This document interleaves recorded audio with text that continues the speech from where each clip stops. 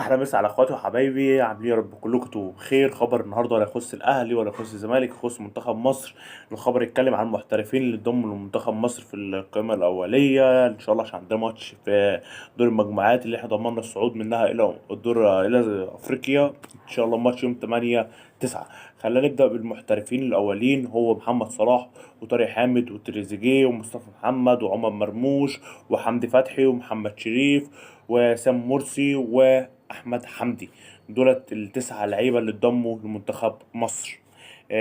احمد حجازي ما اتضمش، وللعلم تريزيجيه برضو بعد ما اتضم هيطلع من القائمه بسبب اللي جاله اصابه في كسر في القفص الصدري، في القفص الصدري تقريبا جاله كسر في حاجه.